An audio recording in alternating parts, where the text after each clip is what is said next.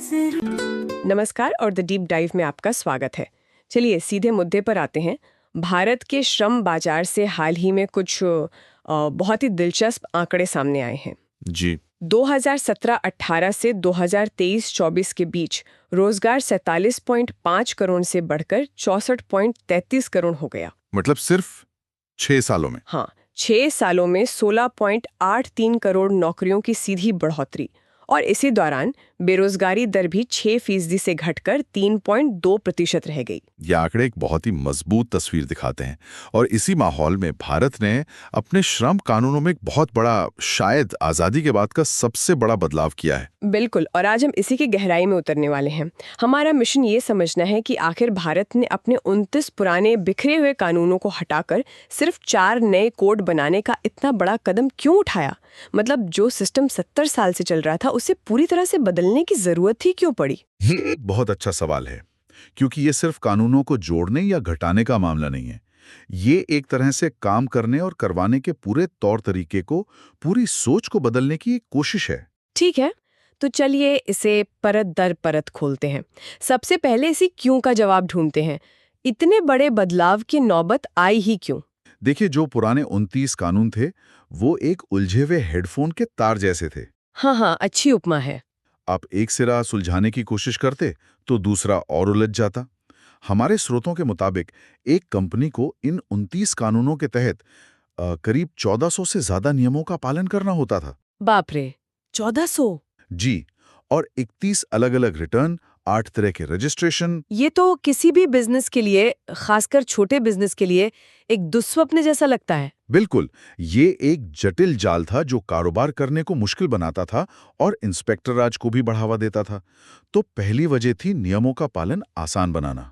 और दूसरी? दूसरी बड़ी वजह थी कि ये ज्यादातर कानून आजादी से पहले के थे।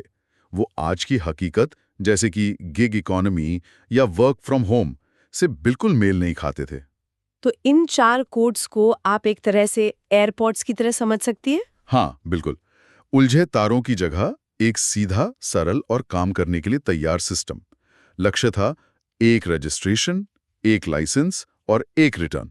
उलझे हुए हेडफोन से एयरपोर्ट्स तक का सफर, ये एनालॉजी मुझे पसंद आई। तो ये 4 नए एयरपोर्ट्स, यानी ये 4 कोड कौन-कौन से हैं? अगर हम इन्हें एक कहानी की तरह देखें तो पहला कोड मजदूर की आमदनी को सुरक्षित करता है। अच्छा। ये है मजदूर संहिता 2019। दूसरा कोड नौकरी की शर्तों और रिश्ते को संभालता है, औद्योगिक संबंध संहिता 2020। तीसरा कोड एक सामाजिक सुरक्षा कवच बनाता है, सामाजिक सुरक्षा संहिता 2020। ठीक है। और चौथा कोड काम करने की जगह को सुरक्षित बनाता है, व्यावसायिक सुरक्षा, स्वास्थ्य और कार्य शर्त संहिता 2020। आमदनी, नौकरी, सामाजिक सुरक्षा और काम की जगह, ये समझने में बहुत आसान है। तो चलिए कहानी के पहले हिस्से से शुरू करते हैं। आमदनी यानी मजदूर संहिता। इसमें सबसे बड़ी, सबसे दिलचस्प बात क्या है? इसमें सबसे बड़ा और ऐतिहासिक बदलाव है सार्वभौमिक न्यूनतम मजदूरी। सार्वभौमिक मतलब सबके लिए? जी, पहले न्यूनतम मजदूरी का कानून देश के सिर्फ 30% श्रमिकों पर ही लागू होता था, जो ज्यादातर संगठित क्षेत्र में थे। बिल्कुल। लेकिन अब ये देश के हर एक कर्मचारी पर लागू होगा, चाहे वो संगठित क्षेत्र में हो या असंगठित। हर एक कर्मचारी पर, मतलब जो कंस्ट्रक्शन साइट पर काम कर रहा है या किसी छोटी दुकान में, उस पर भी? जी हाँ, उन पर भी। ये सिर्फ मजदूरी बढ़ाने की बात नहीं है।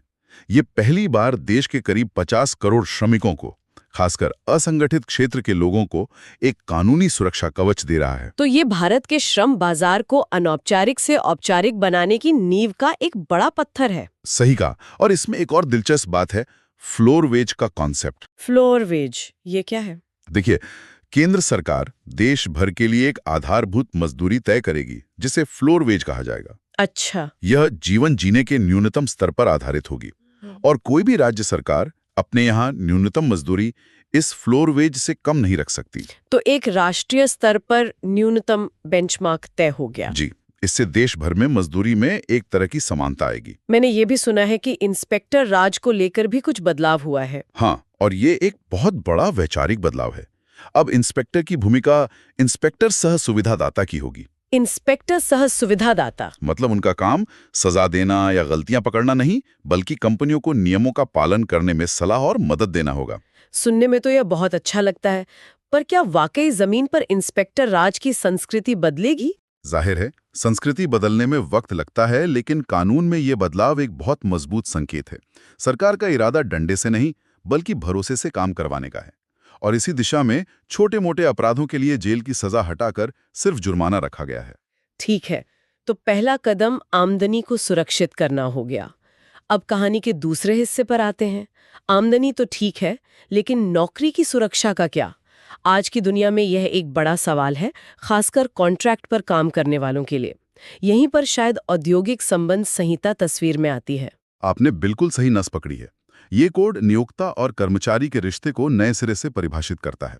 और इसमें सबसे बड़ी बात है निश्चित अवधि के रोजगार, यानी फिक्स्ड टर्म एम्प्लॉयमेंट को कानूनी मान्यता देना।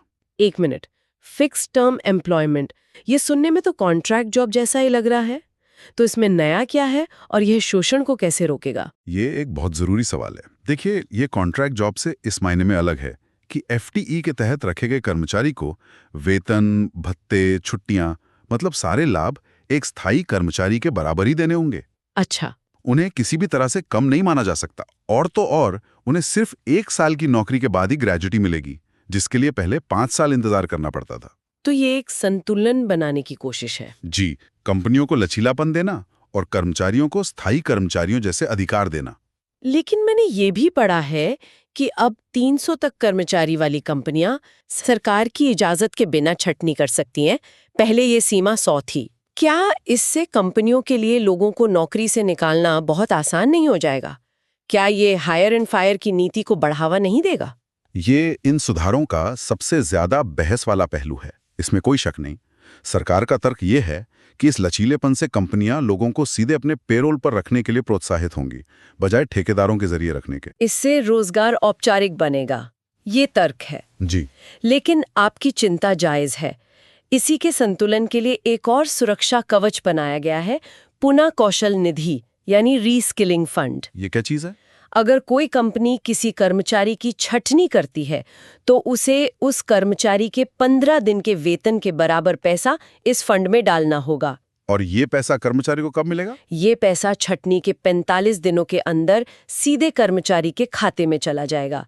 इसका मकसद ये है कि नौकरी खोने के बाद कर्मचारी उस पैसे से कोई नया हुनर सीख सके और दोबारा रोजगार पा सके। तो एक तरफ लचीलापन और दूसरी तरफ एक वित्तीय सुरक्षा कवच। ये एक दिलचस्प संतुलन है। अब कहानी के तीसरे हिस्से पर आते हैं। आमदनी हो गई, नौकरी की शर्तें तय हो गई, लेकिन आज की दुनिया में काम का तरीका बहुत बदल गया है। लोग ऑफिस में नहीं बल्कि सड़कों पर अपनी गाड़ियों में काम कर रहे हैं। मेरा मतलब है गिग वर्कर्स और प्लेटफॉर्म वर्कर्स से। क्या सामाजिक सुरक्षा संहिता उनके बारे में कुछ कहती है? और यही इस संहिता का सबसे क्रांतिकारी पहलू है।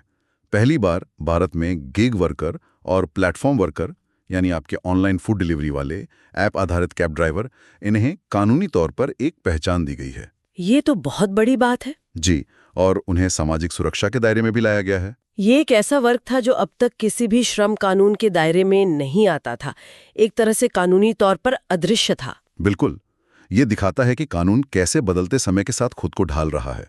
इस कोड के तहत जो एग्रीगेटर कंपनियां हैं, जैसे जोमैटो, उबर, ओला, उन्हें अपने सालाना टर्नओवर का 1 से 2% हिस्सा एक सामाजिक सुरक्षा कोष में जमा करना होगा। और उस पैसे का क्या होगा? उस पैसे का इस्तेमाल इन गिग वर्कर्स के लिए जीवन बीमा, विकलांगता बीमा और स्वास्थ्य लाभ जैसी योजनाएं बनाने में किया जाएगा। तो लाखों लोगों के लिए एक सुरक्षा जाल तैयार हो रहा है जो अब तक पूरी तरह से असुरक्षित थे। और आम कर्मचारियों के लिए इसमें क्या खास है? उनके लिए भी बहुत कुछ है। कर्मचारी राज्य बीमा यानी ESIC का दायरा अब पूरे भारत में होगा। एक और बहुत ही व्यावहारिक बदलाव यह है कि अब अगर किसी कर्मचारी का एक्सीडेंट काम पर आते जाते समय होता है, अच्छा, तो उसे भी काम से जुड़ी दुर्घटना माना जाएगा और उसे मुआवजा मिलेगा। ये बहुत जरूरी बदलाव है। जी, और सभी संहिताओं में वेतन की परिभाषा को एक समान कर दिया गया है, जिससे प्रोविडेंट फंड और ग्रेच्युटी की गणना को लेकर होने वाले विवाद खत्म हो जाएंगे। ठीक है, आमदनी, नौकरी और सामाजिक सुरक्षा। अब कहानी का आखिरी और चौथा हिस्सा, काम करने की जगह, यानी व्यावसायिक सुरक्षा, स्वास्थ्य और कार्य शर्त संहिता। इसमें आम कर्मचारी के लिए सबसे सीधे और ठोस फायदे क्या हैं? इसमें 2 फायदे तो ऐसे हैं जो हर कर्मचारी को सीधे तौर पर मिलेंगे। पहला, अब हर कर्मचारी को अपॉइंटमेंट लेटर देना अनिवार्य होगा। ये तो बहुत ही बुनियादी बात लगती है, लेकिन मुझे लगता है कि आज भी लाखों लोग बिना किसी नियुक्ति पत्र के काम करते होंगे। आप सही कह रही हैं। ये रोजगार को औपचारिक बनाने और शर्तों को पारदर्शी बनाने की दिशा में एक बहुत बड़ा कदम है। और दूसरा फायदा? दूसरा बड़ा फायदा यह है कि नियोक्ता को अपने कर्मचारियों का साल में एक बार मुफ्त स्वास्थ्य परीक्षण करवाना होगा। और महिलाओं के रोजगार को लेकर भी कुछ बड़े बदलाव हुए हैं, खासकर रात की पाली में काम करने को लेकर। क्या ये प्रगतिशील कदम है या इससे सुरक्षा को लेकर नई चिंताएं पैदा हो सकती हैं? ये एक अच्छा सवाल है। नया कोड कहता है कि महिलाएं अपनी सहमति से सभी तरह के संस्थानों में रात की पाली में काम कर सकती हैं। शाम 7 बजे से सुबह 6 बजे के बीच। जी, लेकिन इसकी शर्त यह है कि नियोक्ता को उनकी सुरक्षा की पूरी जिम्मेदारी लेनी होगी, जैसे कि सुरक्षित परिवहन देना। इसका मकसद अवसर की समानता को बढ़ावा देना है। और प्रवासी मजदूर? हमने हाल के सालों में उनकी मुश्किलों को बहुत करीब से देखा है। क्या ये कोड उनके लिए कुछ करता है? उनके लिए बहुत जरूरी प्रावधान है। अब प्रवासी मजदूर की परिभाषा को बड़ा कर दिया गया है। अब सिर्फ ठेकेदार के जरिए जाने वाले ही नहीं, बल्कि जो मजदूर खुद से दूसरे राज्य में काम करने जाता है, उसे भी प्रवासी मजदूर माना जाएगा। उन्हें साल में एक बार घर जाने के लिए यात्रा भत्ता मिलेगा, और सबसे जरूरी, उन्हें सार्वजनिक वितरण प्रणाली यानी पीडीएस जैसे लाभों की पोर्टेबिलिटी मिलेगी। मतलब वो अपना राशन कार्ड देश के किसी भी कोने में इस्तेमाल कर पाएंगे। जी हाँ। ये तो उनके जीवन को बहुत आसान बना देगा। तो अगर हम इन चारों संहिताओं को एक साथ देखें तो ये किस तरह की तस्वीर बनाती हैं? इन सब का निचोड़ क्या है? इन सब का निचोड़ ये है कि ये भारत के श्रम कानूनों को सरल, निष्पक्ष और आज के दौर के लायक बनाने की एक बहुत बड़ी कोशिश है। ये एक ऐसा ढांचा बनाने की कोशिश है जो एक तरफ तो कारोबार करना आसान बनाए, ईज ऑफ डूइंग बिजनेस, जी, और दूसरी तरफ कर्मचारियों के अधिकारों, उनकी सुरक्षा और खासकर उनकी सामाजिक सुरक्षा को पहले से कहीं ज्यादा मजबूत करें। तो ये एक संतुलन साधने की कोशिश है, बिजनेस के लिए आसानी और कर्मचारी के लिए सुरक्षा। बिल्कुल। और इस संतुलन को साधने के लिए टेक्नोलॉजी का भरपूर इस्तेमाल किया जा रहा है। Digital record, online return, web आधारित इंस्पेक्शन, ये इंस्पेक्टर राज के डर से निकलकर एक सुविधा आधारित और विश्वास आधारित सिस्टम की तरफ एक बहुत बड़ा कदम है। ये वाकई एक बहुत ही व्यापक और महत्वाकांक्षी सुधार लगता है। हमारे स्रोत बताते हैं कि ये कोड व्यवसायों की कुशलता और श्रमिकों के कल्याण के बीच एक संतुलन बनाते हैं। लेकिन मैं श्रोताओं के लिए एक सवाल छोड़ना चाहती हूँ। इन कानूनों का असली असर इस बात पर निर्भर करेगा कि इन्हें जमीन पर कैसे लागू किया जाता है। एक तरफ नियमों का सरलीकरण और रोजगार को औपचारिक बनाना है, तो दूसरी तरफ विचार करने वाली बात यह है, क्या इन बदलावों से मजदूरों और मालिकों के बीच शक्ति का जो पुराना संतुलन है वो वाकई बदलेगा? ये एक ऐसा सवाल है जिसका जवाब हमें आने वाला वक्त ही देगा।